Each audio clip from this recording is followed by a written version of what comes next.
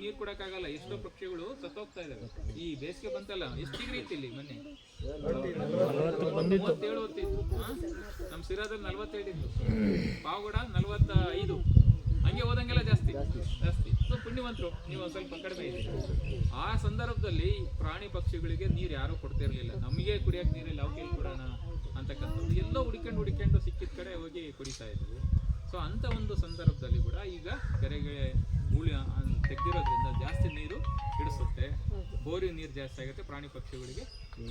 ಹಾಗೇನೆ ಹೆಣ್ಮಕ್ಳಿಗೆ ಯಾವ ರೀತಿ ಅದು ಸಹಾಯ ಆಗುತ್ತೆ? ಹೌದಾ?